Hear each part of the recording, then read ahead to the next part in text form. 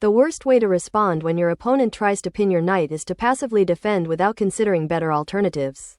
There are much more aggressive and effective ways to deal with such situations. I'll share both tactical and strategic approaches to punish your opponent for attempting this pin. Let's analyze the position we have on the chessboard and explore these options. Actually, it arises from this Scandinavian defense, and hereafter knight to c3. The most popular move here is queen d8, surprisingly, but that's the case. After white goes knight to a3, black has an opportunity right here, or in some other positions. Of course, to play bishop to g4. Now, what can you do besides this little bit passive defensive move bishop to e2? Well, there are different ways. One of them is to put your bishop to a more active square, bishop to c4. What happens very often after that is that when your opponent develops one of his knights, either knight to c6 or knight to f6, that fails basically to the same tactical idea. For example, after knight to f6, you even have a couple of versions of the same tactics. So, you have a pleasant choice of how you prefer to win.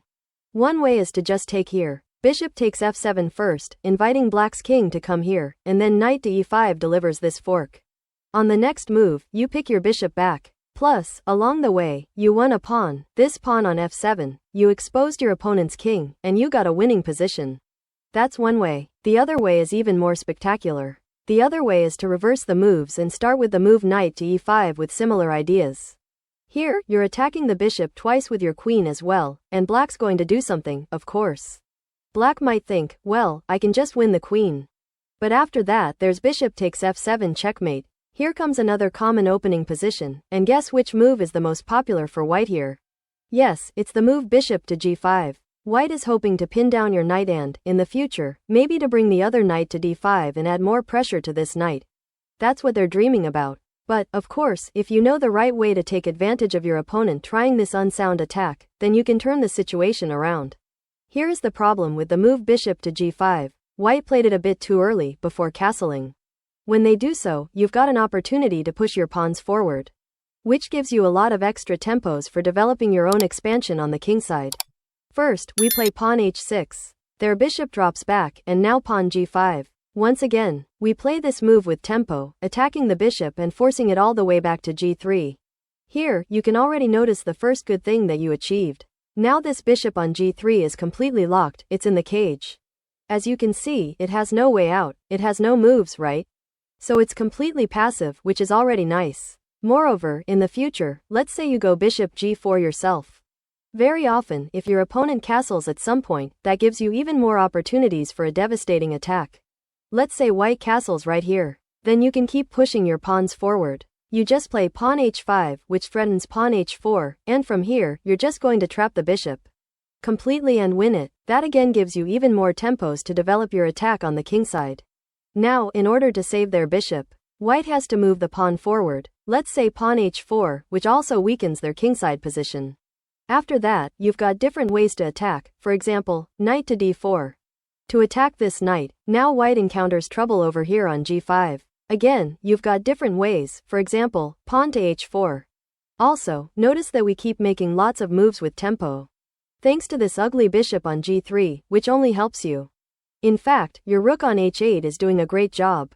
It's getting involved from its original square, which is nice. You didn't need to develop it or spend any time getting it involved, and it's already really active.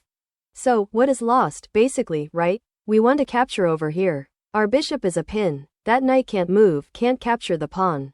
After bishop h2, let's say you can keep pushing forward with pawn h3 and white is collapsing. Let's say if white takes your knight, you take here, attack the rook. After the capture, you take here, attack everything, king, queen, and you just start to collect the harvest.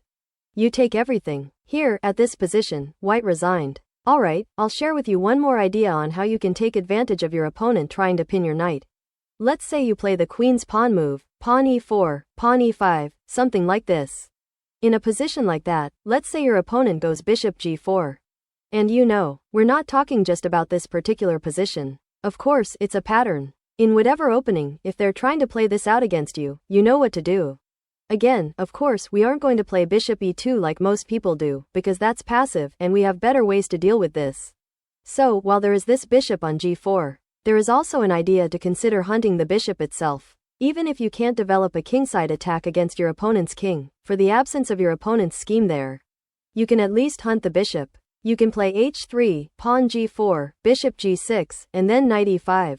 What you do here is try to pressure this bishop itself. And it's actually quite annoying for black. For example, after black plays any move, let's say knight d7, whatever, or pawn e6, you just keep pushing pawn h4.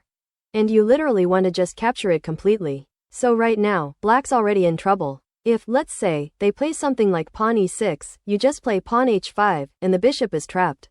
The only square for the bishop to go to would be bishop e4, but then you keep attacking it, and now there is no escape. You just win a piece for nothing. You may be wondering, but what if my opponent makes an escape square for the bishop? Well, you can still realize the same plan. So, we take advantage of this bishop, start our pawn assault, and expand on the kingside. We play knight e5, keep pressuring this bishop, and if your opponent at some point, let's say after pawn e6, pawn h4, and your opponent decides, hey, this h5 threat is dangerous, let me provide an escape square, and plays pawn to h5 or pawn to h6, it doesn't really matter. In both cases, you can just take this bishop over here and destroy black's pawn structure. After that, if you play, let's say, bishop d3 and take aim at this weakness right away, you can already see that black is feeling very uncomfortable here. You have a strong position. Black's position is collapsed, their king is in danger. And you have quite a significant positional advantage here. If that's not enough, we've got one more way to take advantage of your opponent pinning down your knight to your queen. In this case, we're going to use the fact that, due to the lack of the bishop on the queenside, black's queenside is getting weakened. And we're going to attack it. So what we do is play pawn to c4, which is a standard move anyway. It's just trying to influence the center, but besides that, it opens up this route for the queen. From there, we're going to target this weakness, which is exposed due to the lack of black's bishop over there on c8. After c4, black usually plays pawn e6. And now let's say you can play queen to b3. You already show black that there are downsides to developing their bishop, not only upsides. After queen takes b3, we're going to attack the rook as well, right? So that's uncomfortable. In most cases, black plays a natural move, pawn b6, which also weakens their light squares overall. And we can keep attacking. We go knight to e5, now attacking this bishop and putting more pressure on black. If black plays bishop to f5, we can trade pawns and bring our bishop into the attack. So we want to clear this diagonal first. We trade here, play bishop b5 check. And we can see that now black starts suffering from a lot of these light square weaknesses. Let's say black responds with knight to d7. Now you can already see that black's position is quite shaky. This knight is under massive pressure, and we just need to add a little more fuel to our attack. You can do this with a nice move, pawn e4, and that's actually a winning shot. Our idea is to open up the diagonal for the other bishop. If, let's say, black takes with the bishop and it's hard for black to move because they have to keep guarding this knight, then you play bishop g5. It's clear to see that we've just overpinned black everywhere. That's just too much for black to handle. This knight is pinned, that knight is pinned, and we're probably going to win something on the next move. So that's winning for white. If we take this move back, there is another fun variation here.